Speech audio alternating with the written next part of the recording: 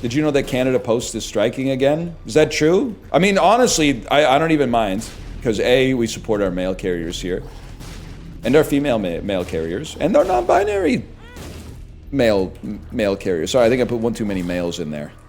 Judd Apatow, when he's doing his casting for his every movie.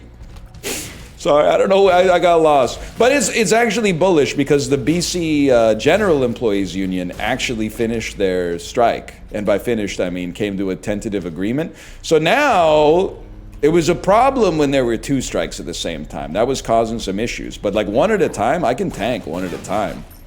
BCGEU has stopped my wife from changing her last name. No, I hear you. And I know you're going to say, how could you possibly? Because my mom, and my dad, moved here, but because of our patriarchal society, it's only a problem for my mom. She's been trying to get her driver's license moved from Ontario to BC, but she's having a little bit of a snafu, because here's something you wouldn't have expected. When she got married 40 years ago, she changed her name.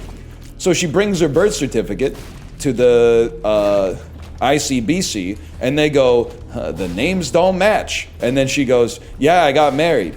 And then they go, well, you need a special document that shows that the name change is like legal. And then my mom is very prepared, and she goes, here it is right here.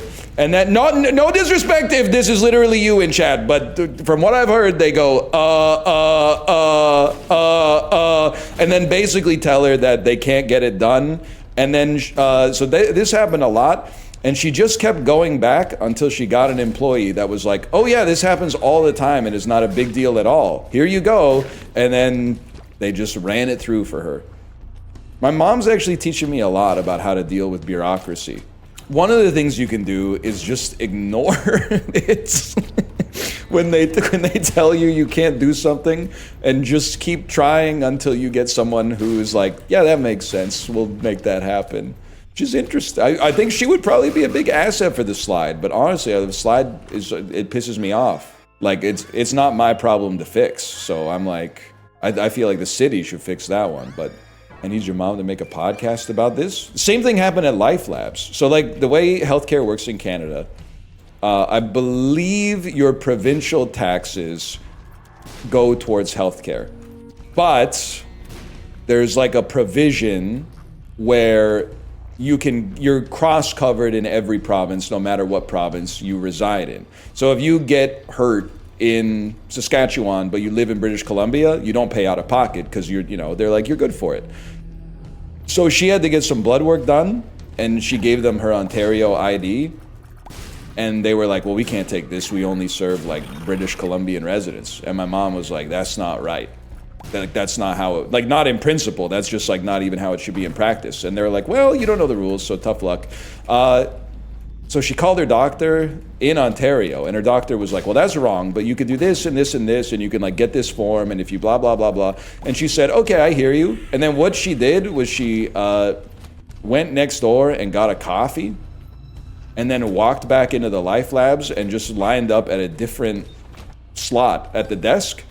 And then that person was like, oh yeah, we get that all the time. Like, we'll take your blood right now.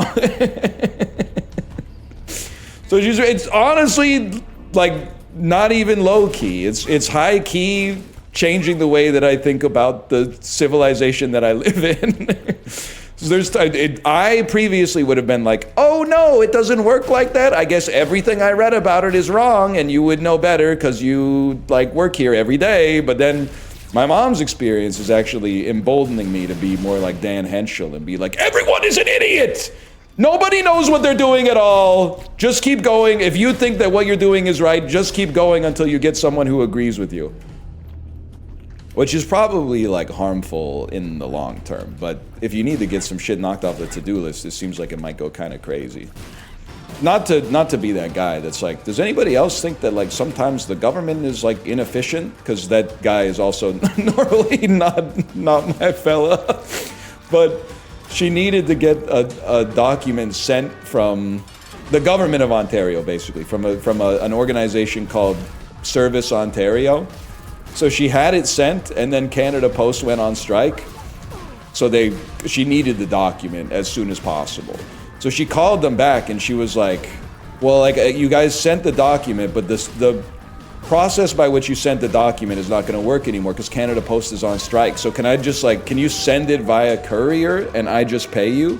And they were like, no, we don't have a button on, like, I guess our computer that can do that. So we'd basically just have to wait until, I mean, there's other ways to like send stuff around the country, but there's no way for us to do it because it's not in the manual or whatever, I guess.